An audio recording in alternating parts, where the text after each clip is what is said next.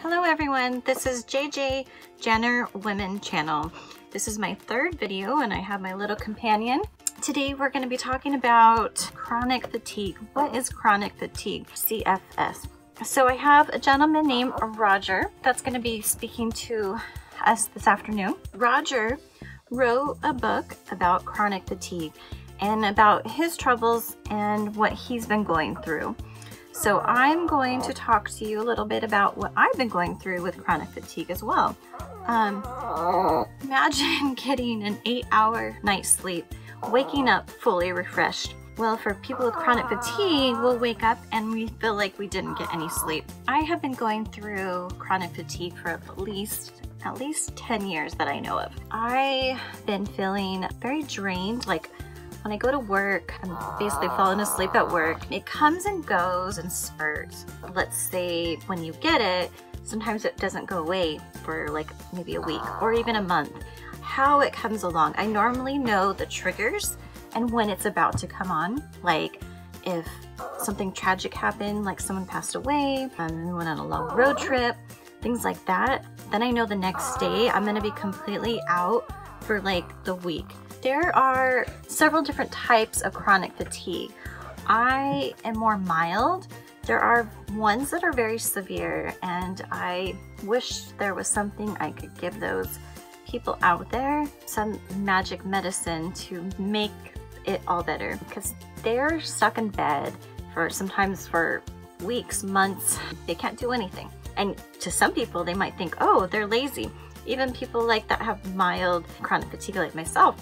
A lot of people think, oh, she's just lazy. All she does is just sleep all day. And that's not true. We can't help the way we are. It just happens to come, and when it comes, we have to rest. We can't overdo it. Typically, the symptoms are sometimes depression, anxiety, fibromyalgia, sore joints, headaches, lack of sleep, irritability, forgetfulness, lack of concentration. I'm still doing more research, and there's been told that there's nothing that you could do. There's no cure. Some people find ways around it, as far as like some people say, oh, eat healthy or exercise, and for some people that may work and it may not work for others. There's groups that I've been following online that's very, very helpful, and hoping to see a newer doctor to see what's going on and how we could treat this CFS. There are times when I'm so tired that my eyes are literally burning. I tell my family, okay, just give me like 30 minutes, give me an hour. I'm not really sleeping, I'm just resting the eyes. And sometimes just resting the eyes really does help. We might not be fully rested, but our eyes are not hurting as bad. When I get my chronic fatigue, it tends to stay for like a couple weeks, sometimes a month, and then it goes away. When it comes back, sometimes it doesn't come back for a couple months, thank goodness. I'm going through it now, so it's kind of a pain. Like I'll come home from work, take a nap, I'll take a nap at work. It's just like I feel like I never get enough sleep.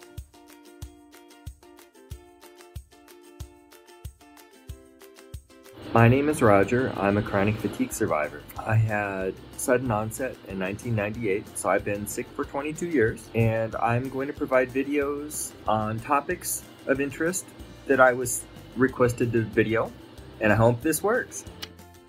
Hello. I have chronic fatigue syndrome. The official diagnosis was chronic fatigue immune dysfunction syndrome, but most people just know of chronic fatigue syndrome.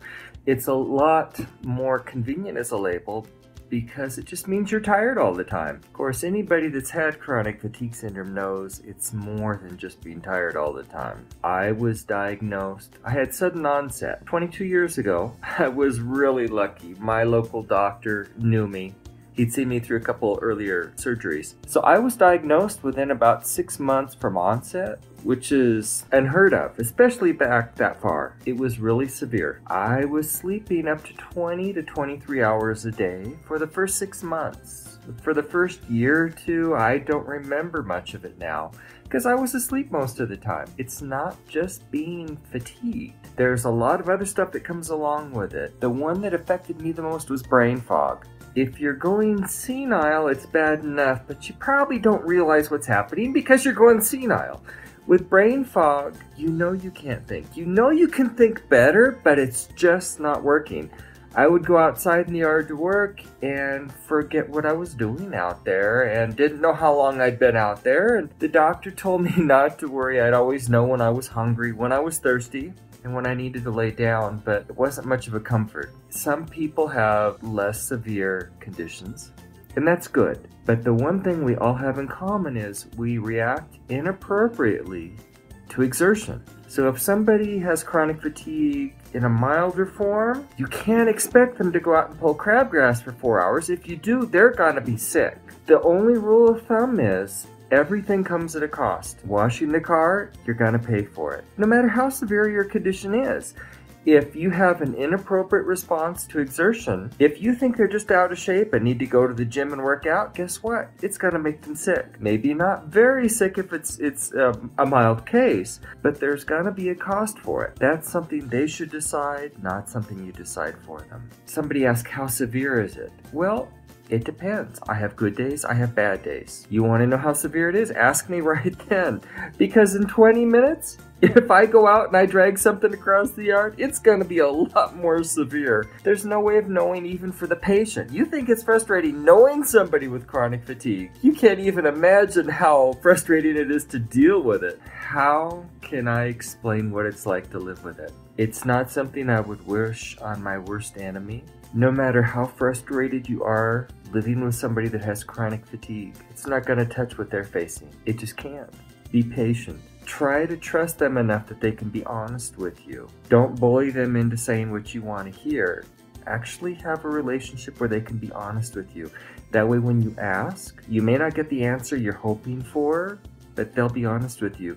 You want to go out to dinner if they're not up to it? Go out to dinner. If you want to bring them home something to eat, that's fine. But you know what? You're not doing them any favors by dragging them around. You just aren't, because that's exertion. And what does that do to them? Would you like it if somebody stuck an uncomfortable sharp rock in your shoe every time you were going to put it on? And then if you didn't want to walk on it, they said, fine, well, too bad. It's all in your head. It's just a foot. You can live without, you can get used to it. You can't make that decision for them. It's their body. They know how they feel.